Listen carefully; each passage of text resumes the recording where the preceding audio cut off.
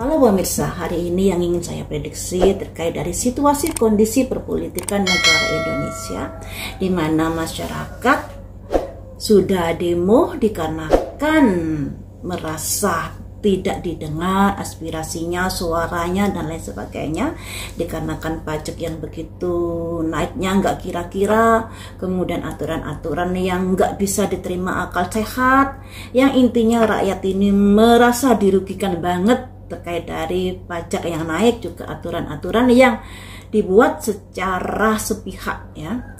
Nah, disinilah munculnya demo dari masyarakat, dari para mahasiswa dan lain sebagainya, yang pada akhirnya kemarin itu sampai ada korban jiwa dari pihak mahasiswa, pihak pendemo, dan pihak aparat. Gak bisa dipungkiri, demo ini juga terpacu adanya anggota DPR yang dinaikkan atau bisa dibilang tunjangan rumah yang lagi viral saat itu, memicu adanya gejolak-gejolak di masyarakat.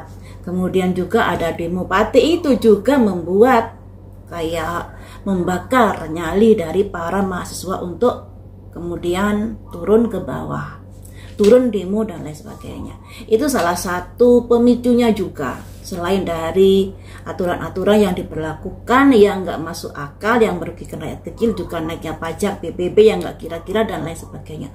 Pokoknya masalahnya komplit lah, sehingga masyarakat ini merasa menjerit hati nurani. Dan teman-teman, ada pemberitaan ternyata Pak Jokowi sebelum lengser Hamin berapa gitu, hanya hitungan hari, mengeluarkan kebijaksanaan untuk menaikkan entah tunjangan apa itu para anggota DPR.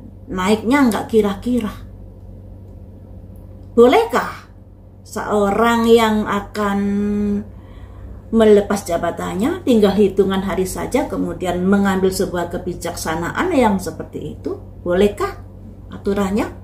Nah, saya di sini tidak ngerti aturan terkait itu, tapi secara pikiran saya kok ya aneh, kok ya menguntungkan anggota DPR RI. Untuk apa diteken aturan itu, sedangkan dia sendiri kan mau lengser, mau melepaskan jabatannya. Nah, karena apakah ini? Pak Jokowi ini sebelum adanya pemilu banyak sekali loh ya manuver-manuver yang dilakukannya, dan itu bisa dibilang menabrak tatanan terkait dari MK dan lain sebagainya, yang apa yang dilakukan tuh welo-welo kelihatan mata. Jadi rencana-rencana kasar, kalau rencana halus kan rapi, nggak kelihatan, nggak terasa oleh masyarakat. Tapi apa yang dilakukan Pak Jokowi itu begitu terasa sekali, begitu bisa dilihat dengan mata kita. Namun di sini yang ingin saya prediksi adalah tujuannya apa? Pak Jokowi ini memutuskan, memberikan keputusan untuk menaikkan tunjangan DPR RI. Entah tunjangan apa di sini ya, karena beritanya dari CNN tadi seperti itu.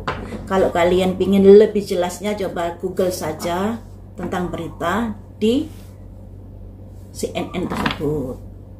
Nah, di sini apa maksudnya, apa tujuannya dia menaikkan tunjangan dari anggota DPR sebelum dia lengser? Apa tujuanmu menaikkan jabatan, tunjangan DPR RI?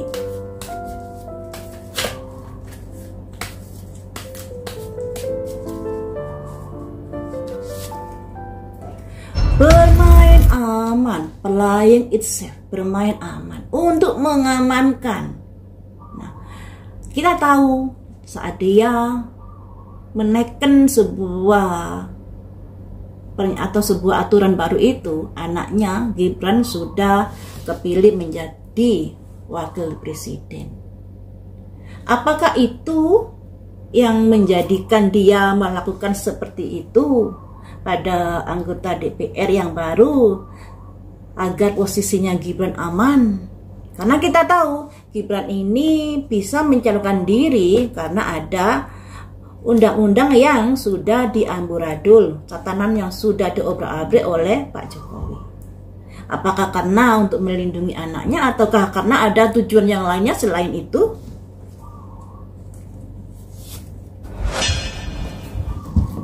Seperti yang saya bilang tadi, karena keberanian melangkah, mendobrak tatanan dan lain sebagainya, dia merasa saya harus mengamankan anggota DPR RI ini untuk kepentingan saya. Di sini ada simbol seseorang yang seperti di jalan atau di tengah hutan. Nah, simbolnya satria baja hitam ini ya. Jadi di sini keberanian melangkah walaupun melanggar tatanan, mengobrak-ngabrik aturan dan lain sebagainya. Namun itu juga membuat Pak Jokowi menjadi berpikir-pikir, andai kata dia lengser nanti, apakah anak saya, apakah program saya, apakah aturan-aturan yang saya buat sebelumnya bisa aman? Nah, untuk memastikan hal ini makanya dia menaikkan dari tunjangan DPR yang baru ini ya. Karena kekhawatiran terkait dari langkah-langkah kebijaksanaan yang melanggar tatanan ini tadi.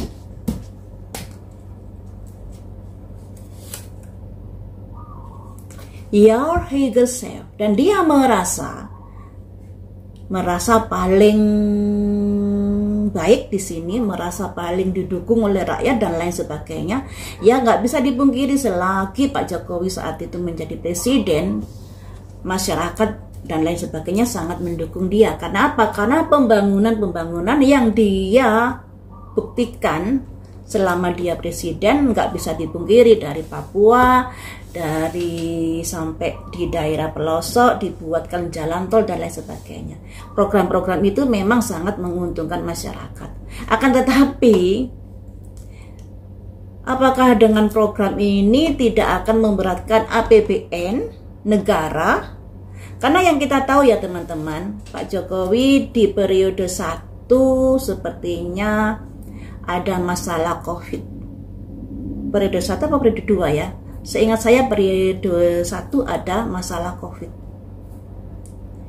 Bahkan ada teman saya yang memiliki deposito yang besar di sebuah bank, nggak bisa ngambil. Karena apa? Karena dananya dipergunakan atau bisa dibilang dipinjam dulu untuk kepentingan membeli vaksin.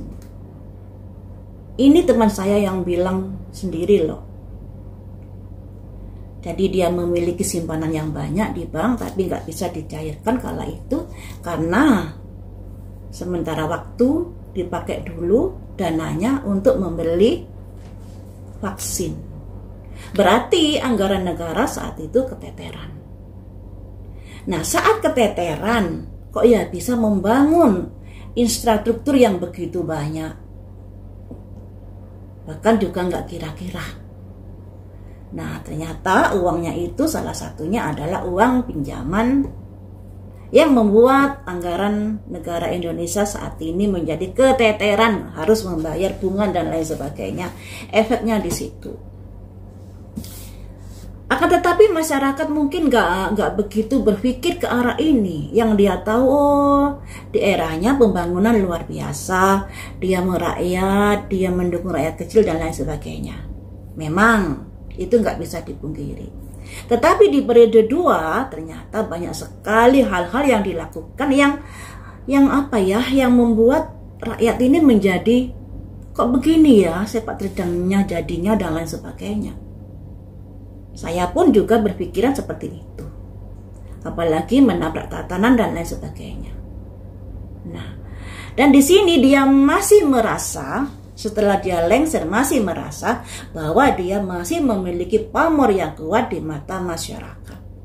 Sehingga apapun yang dilakukan bisa didukung oleh masyarakat. Dan ini juga kebukti dengan terpilihnya Gibran sebagai wakil presiden.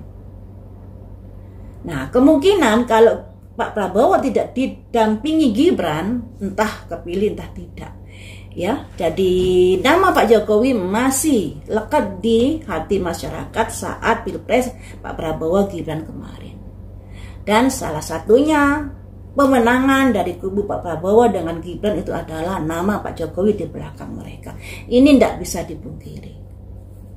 Akan tetapi di balik semuanya itu ternyata Pak Jokowi juga mengambil langkah-langkah yang bisa dibilang menabrak tatanan, aturan, dan lain sebagainya untuk mengamankan dari program-programnya, juga dari kondisi anaknya nanti ke depannya saat menjabat sebagai wakil presiden. Makanya dia memberikan aturan yang baru, menaikkan aturan yang baru terkait dari kenaikan tunjangan di DPR RI. Tapi tunjangan apa di sini saya nggak tahu, cuman beritanya saya baca sekilas ada tunjangan-tunjangan yang dinaikkan dan naiknya nggak kira-kira. Sedangkan kondisi masyarakat sangat keteteran di dalam masalah ekonominya. Jadi pejabat yang tinggi dinaikkan nggak kira-kira, bahkan ada yang 100 lebih itu saya baca. Sedangkan di daerah juga dinaikkan PBB-nya. Walaupun PBB itu adalah kewenangan dari pemerintah daerah, tapi tentunya pemerintah daerah kalau tidak ada angin segar dari pusat tidak akan berani menaikkan PBB sampai 100%, 250% dan lain sebagainya. Tentunya sudah ada angin segar dari pusat. Dan ada omongan dari pernyataan Bupati Jombang, ternyata itu diteken atau aturan itu dibuat kala di eranya Pak Jokowi. Walaupun wewenangnya di kabupaten atau di daerah kebijaksanaan PBB tersebut, tapi ada angin segar dari pemerintahan. Dan pada akhirnya memiculah demo Pati. Nah, demo Pati ini cikal bakal demo besar. Karena apa? Karena masyarakat ini sudah gerah terkait dari sepak terjang pemerintahan. Makanya dari pemerintahan Pak Prabowo Gibran dan dari DPR RI juga harus introspeksi diri. Kenapa rakyat murka? Kenapa rakyat marah? Kenapa mahasiswa demo dan lain sebagainya? Ternyata yaitu tadi sudah nggak sabar melihat sepak terjang atau kebijaksanaan dari pemerintahan di Indonesia ini. Tapi sayangnya demo tersebut akhirnya ditunggangi kepentingan-kepentingan. Tidak ditunggangi satu kepentingan saja atau satu orang saja yang menungganginya banyak. Salah satu prediksi saya terkait yang menunggangi yang dominan ini adalah seseorang yang ikut andil campur tangan di dalam pemerintahan saat ini, walaupun dia sudah tidak berada di pemerintahan saat ini. Demi anak kecil. Gambarnya kan anak kecil, tapi bisa juga diartikan demi anaknya.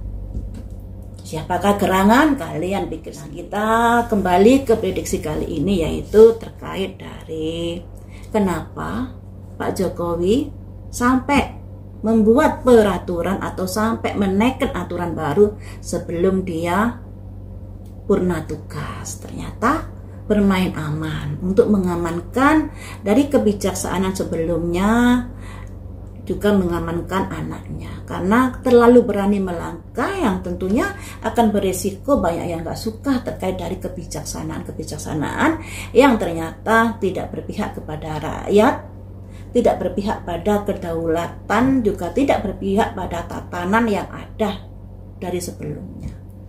Makanya keberanian melangkah, keberanian dia ini pada akhirnya membuat pikiran was-was.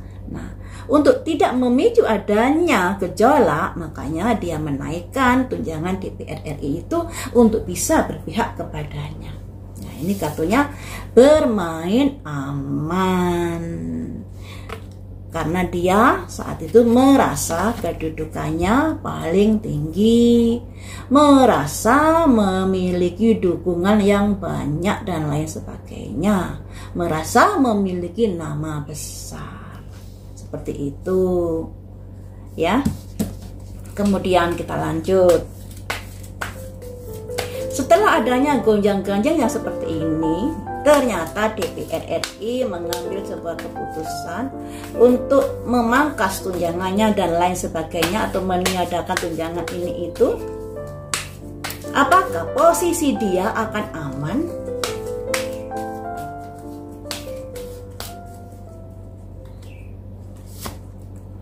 True love dibilang aman ya, bisa dibilang ya ada amannya, karena di sini yang mencintai atau yang ngefans Pak Jokowi dan keluarga masih banyak. Cinta sejati loh munculnya ini.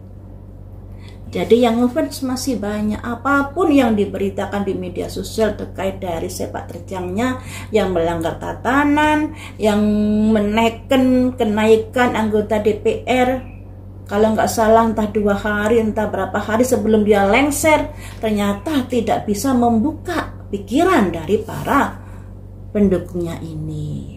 Ya mungkin melihat dari pembangunan yang ada kala dia masih menjabat, ya. True love, cinta sejati para pendukungnya pada Pak Jokowi.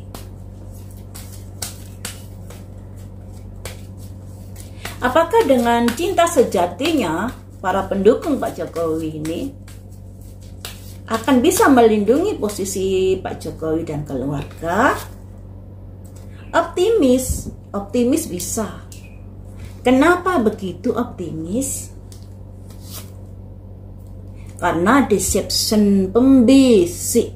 Nah, jadi pembisik ini bisa diartikan kekuatannya sudah mengakar di sini.